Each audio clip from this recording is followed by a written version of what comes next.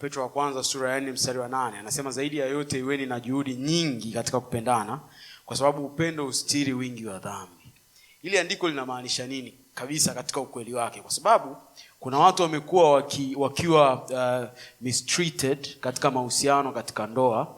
Kwa hiyo tu kigezo kwamba upendo ustiri wingi wa dhambi. Je, huo upendo kustiri wingi wa dhambi unaenda umbali gani? Ni yapi ambayo upendo unatakiwa kustiri na yapi ambayo upendo hutaki kustiri? Upendo unastiri kila kitu, kwamba anakuwa mistreated humo ndani, napigwa na mke wangu kila kitu na nini, anipigagi wewe, unaweza kunipiga mimi? Nadhania sasa hiyo inaenda mpaka wapi baba? Utusaidie maana hili andiko. Yani kwanza kuna kitu kimoja ambacho watu wengi wanakosea, na walimu wengi au watu wengi wanafundisha isivyo sahihi, kwamba mtu anapokuwa mistreated aendelee tu kuvumilia, apigwe hata kama atatolewa macho. Hiyo sio maana ya hilo andiko. Jamani, Bwana Yesu asifiwe sana. Kwanza tunapoongelea kwamba sema kwamba upendo hustiri wingi wa dhambi, lazima turudi katika ule muktadha.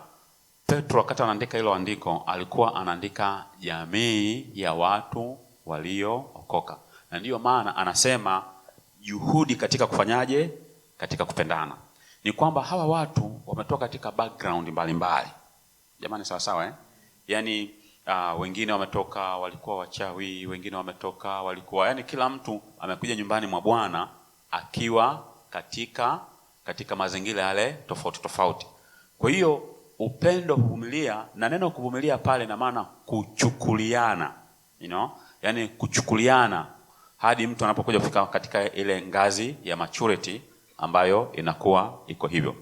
Na kwa maana hiyo sasa kusema upendo hustiri wingi wa dhambi, cha kwanza haikuwa katika muktadha wa maisha ya ndoa, ilikuwa ni katika muktadha wa social gathering, kwamba mimi kwa mfano kama jumuiya hii, kanisa hili hapa, tunapokuwa tunapendana kama wanajamii, kama kanisa la mahali pamoja, tunachukuliana, tunasaidiana, tunatiana moyo, pamoja na kwamba huyu ametoka katika mazingira yale, amelelewa tofauti, lakini mimi kuchukuliana katika jamii hii hapa inastiri madhaifu. Ndio ilikuwa ni maana yake. Ilikuwa katika muktadha wa nini, wa hiyo ya pamoja, lakini sio katika marital love.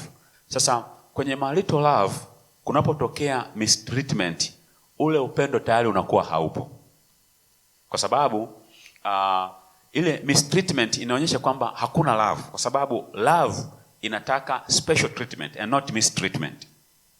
Jamani, sawa Sasa special treatment inapokuwa haipo na imeingia mistreatment, mtu akitumia hili andiko kwamba huyu aendelee kuvumilia kwa ajili ya kustiri dhambi, ile andiko linakuwa haliko mahali pake. Law of love, yani sheria ya upendo inataka protection. What you love you will protect. Jamani, sawa Na ndio maana hata katika pastoral counseling, mtu kama anapigwa, ananyanyaswa, anafika mahali pa kutaka hata kutolewa uhai, mimi kama mchungaji natakiwa nimprotect yule mtu. How do I protect that person? Asije akauawa akapoteza maisha, kwa sababu maisha ni precious mbele za Mungu. Na tumeshasikia mara kadhaa watu wamekufa, wameuawa na wapenzi wao kwa sababu ya hicho cha kusema kwamba aendelee kuvumilia. Ile ni wrong theology, ni theology sio kuwa sahihi. Jamani, sawa Kwa sababu katika ile ndoa upendo lazima uwepo, na unapokuwa umekosekana na kinachoendelea pale ni chuki, tayari upendo haupo. Kwa hiyo ninachotakiwa mimi kama msimamizi au kiongozi ni kutengeneza mazingira ambayo huyu atakuwa salama. Ni mazingira gani? Sasa hapo kuna hekima za kichungaji. Wanaweza hata wakatenganishwa kwa muda wakati wanaendelea kupata counseling, ili kuweza kumlinda huyu asiweze kufanyaje, asiweze kupoteza uhai. Kwa hiyo lazima awe protected. Kwa hiyo muktadha wa lile andiko ni muhimu sana, ili pia tusiutumie kila mahali. Baba amezungumza kwamba alivutiwa sana na ndoa za watu wengi, jinsi walivyokuwa wanaishi na nini, na ameelezea kwamba alikuwa anachukizwa na yale magomvi. Sasa nyie wewe na baba kwenye ndoa inapotokea mmevurugana, mna handle vipi hizo pressure hapo za mavurugano na nini? Mna handle vipi ili msifike kwenye kile ambacho baba alikuwa anakichukia siku zote? Sawa kabisa, asante sana, ni swali zuri. Kwanza niwaambie ukweli kabisa kwamba hakuna ndoa isiyopita kwenye changamoto. Yaani huo ndio ukweli. Ukisikia mtu anasema yaani mimi na mume wangu au na mke wangu tunacheka kuanzia Januari mpaka Disemba, watakuwa ni waongo, wanajidanganya wao, lakini wanawadanganya na nyinyi. Kwenye ndoa kuna changamoto nyingi sana, na moja ya changamoto ambayo si kwa sababu wale watu wamechukiana, lakini ni kwa sababu ya vitu fulani fulani. Kwa mfano, mimi na mume wangu tumelelewa katika malezi na makuzi tofauti. Kwa hiyo tukikaa tu katika ndoa, tulipoingia kwenye ndoa, mimi nilipoanza kuyasoma malezi yake na yeye akianza kuyasoma malezi yangu, tayari kuna namna kunatokea na msuguano. Malezi yangu mimi yananiambia, labda kwa mfano, mimi na mume wangu tuna tofauti katika nafasi zetu za kuzaliwa. Mume wangu katika malezi yake ni mtoto wa mwisho ambaye amependwa sana na wazazi wake sana. Yaani ni mtoto wa 9, alafu ni kama wa kiume wa pekee ambaye wazazi walimuomba Mungu sana akawa amepatikana. Mimi kwetu ni mtoto wa kwanza, alafu nimelelewa na mama jeshi la kujitegemea. Yaani sio mwanajeshi kwa kusomea, ila ni jeshi la kujitegemea. Mama yule ni mkali. Ninamshukuru kwa sababu alinisaidia kuwa hivi nilivyo. Tunapokaa pamoja, mimi malezi yangu sio ya kubembelezwa, sio ya kusaidiwa, yani ni malezi ya kijeshi. Lakini mume wangu malezi yake yeye ni ya kubembelezwa. Akiwekewa chakula mpaka leo, chakula nikiweka mezani, yani lazima niwepo hapo ndio mtumishi wa Bwana atakula. Kwa hiyo hiyo tu kwenye ndoa ni changamoto, na ambayo haiwezi kuepukika, kwa sababu mnapooana hamwezi kuambiana wewe nyinyi wote ni wa kwanza au wewe ni wa kwanza, nataka mtu wa kwanza tu ili tuende kijeshi. Hamna, nataka wa mwisho tu ili tuwe tunabebishana wote. Hamna. Mnajikuta tu umempenda mtu kwao ni wa pili, ni wa tatu. Mwingine amelelewa malezi ya kukataliwa, lakini inapofika kipindi cha kuoa au kuolewa, lazima aoe. Kwani kama alilewa na mama wa kambo ndio haolewi au haoi? Anaoa. Lakini kusema ukweli, yule mtu ambaye amelelewa na mzazi labda na mama wa kambo amenyanyasika, amelelewa labda na baba wa kambo amenyanyasika, hawezi kwenye ndoa akawa sawa na huyu ambaye amelelewa kwenye upendo. Huo ndio ukweli. Na maana mtu hutoa kile alichonacho. Jamani, sawa Kwa hiyo kwenye ndoa lazima kunakuwa na changamoto, na hata sisi tumepita changamoto nyingi na zingine bado zinaendelea kwa sababu tuko duniani. Kinachotusaidia na kinachotutofautisha huwa ni utatuzi wa hizo changamoto. Kuna mwingine akikutana na changamoto anatatua kwa kelele, anatupa faida, na sisi wa mtaani tunajua kwamba ndoa ile haiko sawa, wako vibaya, wamegombana. Lakini kuna mwingine ana changamoto zake, wanaitana, na ndicho ambacho sisi kimetusaidia. Tukikutana na jambo gumu tunaitana mara kadhaa. Kama ni mimi nimekosa, Isaac ananiambia, Beti, katika hili eneo sijapenda. Nakwambia ukweli, sijapenda, umefanya hivi, umefanya hivi, umefanya hivi. Tumejifunza unapokuwa umekosea kuwajibika juu ya yale makosa yako. Kwamba mwenzako anapokuambia umekosea, hata kama inauma kuikubali, unakubali, alafu unaanza kujitafuta. Hivi mpaka nimefika pale inakuwaje? Lakini jambo lingine, watu wanapokaa katika ndoa, kosa linapokuwa limetokea, kila mmoja huwa ana mchango. Kinachotofautiana huwa ni asilimia. Kuna mwingine amechangia 95% na mwingine 5%, lakini jamani 5 nazo si ni mchango. Kwa hiyo tumeshajifunza, kosa likitokea, jambo lingine ambayo ni process, sio kitu kitatokea mara moja. Tunapoendelea kukaa katika ndoa tumejifunza kwamba kosa likitokea tunaambiana, kosa limetokea, haya, mimi nina asilimia ngapi? Huwa mara nyingi tunapenda kuulizana, unafikiri nina asilimia ngapi katika hili kosa? Wakati mwingine watu huwa wanatucheka, lakini ni ukweli. Wakati mwingine tunapeana hadi vikaratasi, wewe andika mimi nina asilimia ngapi, na mimi naandika za kwako. Mimi naandika wewe kwa hili una asilimia 90, yeye huko anasema mimi labda nina asilimia ngapi. Tunaangalia, mwisho wa siku tunaambiana kuna namna tumekoseana, tunahitaji kutengeneza, na mara kadhaa tumekuwa tukishikana mikono na kumuomba Mungu. Hiyo imetusaidia sana katika ndoa yetu. Inapotokea kwenye set ya marriage ya a silent type na outgoing, yani yule mwongeaji mwingine ni mkimya, inapotokea conflict for instance a silent type anaamua kupostpone, hataki kuzungumzia, lakini outgoing anataka muongelee, na how do you maintain balance kwenye strike kama hiyo? Ni jambo zuri sana. Kwanza tunasema conflict zote kwa asilimia kubwa zinatakiwa ziwe resolved kwa mazungumzo. Jamani, sawa sawa Yaani mazungumzo ndio yanayotatua. Sasa jambo la kwanza ni kila mtu lazima amfahamu kwamba huyu ni huwa anataka vitu viwe solviwa hapo hapo, alafu huyu huwa anataka vitulie kwanza hadi muda fulani. Sasa inapotokea hapo tunasema kwamba ni lazima kila mmoja amwelewe na kumakomodeti mwenzake. Kwa mfano, huyu ambaye anatakiwa alizovu hapo hapo, yeye ndio staili yake, anapenda vitu hapo, yani kimeumana hapo hapo, mnatatua pale pale. Sasa akitaka afanye hivyo, solution haitakuwepo kwa sababu huyu huwa yuko tayari kwa jambo hilo. Sasa kama lengo ni kupata mwafaka, lazima mmoja afike mahali pa kumakomodeti mwenzake. Inategemeana na level ya damage hiyo conflict ina uharibifu wa kiasi gani. Kwa hiyo mmoja lazima afike mahali, kama mnataka mwafaka, mimi lazima nitake kuingia katika viatu vya mwenzangu. Kama yeye huwa anataka isolviwe pale pale, kwa lazima niangalie ile damage tukikaa muda mrefu itakuwaje. Kwa mmoja lazima aingie kwenye hiyo. Kwa ni kitu ambacho tunafundisha kwamba yani lazima fike mahali fulani hapo mtu mmoja lazima ajifunze kumakomodate mwenzake kwa ajili ya kupreserve unity.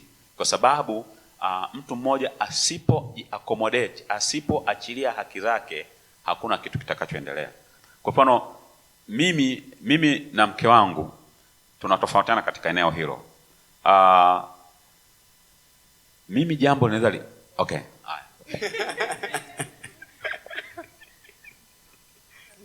Nilitaka aseme lakini najua hata isema ninavyotaka. Mimi na mume wangu, jambo likitokea ni mtu ninataka tulimalize hapo hapo. Yaani jambo likitokea tuongee. Hata kama ni kubwa kiasi gani tuongee. Na zamani nakumbuka nikiwa nimeolewa na mwaka mmoja miaka miwili, nilikuwa nasema Yesu akirudi hatujamaliza haya mambo yetu. Siku moja akaniambia Yesu hajawahi kurudi miaka yote, ndio arudi leo kwa sababu tuna hili jambo. Mume wangu yeye jambo likitokea, yani hata kama amekukosea, hayuko tayari kuongea hapo. Kitu ambacho mimi mwanzoni kilikuwa kinaniumiza. Na yani wewe umekosea na wewe mwenyewe hutaki kuongea. Unajua katika hali ya kawaida yani na mimi ninamsubiri, ninaweza kumwambia kwamba kuna jambo halijakaa vizuri, ananiambia sasa hivi tumeshafika mahali nafikiri tuna utu uzima umeingia. Anaambia nafahamu, ni kweli, naomba mimi nitakwambia nikiwa tayari kuongea. Lakini kuna vitu vingine pia ambavyo vinasababisha hizi changamoto ziwepo. Ile tu kwamba sisi ni watu wa jinsia mbili tofauti, mwanamke mwanaume, tunatazama vitu tofauti kabisa. Yaani jinsi tunavyohandle mambo, ni mwanamke, mimi ni mwanaume. Ninavyotazama mambo ni tofauti na mwanamke anavyotazama mambo. Jamani, sawa sawa Na ndio maana wakati mwingine nyinyi mnafahamu, mna wazazi, mmekaa katika familia ambazo siku zote unakuta baba anamlaumu mama au mama anamlaumu baba, lakini kila anachokuwa na kilaumu ndio makeup ya mwanamke au ndio makeup ya mwanaume. Jamani, sawa sawa Kwa mfano, inapotokea mnataka kutoka, baba atakuwa yuko tayari, mama hayuko tayari. Jamani, mmesikia? Mama fulani hawa sijui hivi, wanawake wote ndio wako hivyo. Unaona? Kwa kunakuwa na hicho kitu. Sasa usipojua kwamba hiyo ndio, that's how women are built up. Yaani ndivyo ambavyo wametengenezwa hivyo. They are caring, ni mothers ambaye lazima kabla hajatoka lazima hakikishe kwamba kila kitu kiko sawa, ametengeneza, ameweka mazingira katika hali ambayo ni sahihi. Kwa hiyo ndio itamfanya hivyo. Kwa hiyo usipojua hiyo tu inaweza kuwa ni shida na ikaleta magomvi mengi sana. Unaona? Lakini pia kuna swala kuna haiba. Kuna haiba, kuna sanguine, kuna melancholy, kuna phlegmatic, kuna choleric. Hawa wote huwa wana behave differently. Yaani sanguine ana behave tofauti na phlegmatic. Sasa mnapokuwa mmeoana sanguine labda na phlegmatic, yani hata kuja kanisani mnavyoabudu tayari ni shida, kwa sababu sanguine ni mchangamfu nyakati zote, amechangamka, amefanya hivi, hajauliza swali, yani hajaulizwa, amejibu, amefanyaje. Sasa kama mwenzi naye sio sanguine, utakuta kwamba anaweza kuwa inamkera tu kwamba ile jinsi alivyo mchangamfu, au anakerwa tu jinsi alivyo mtulivu, mkimya, yani hivyo tu.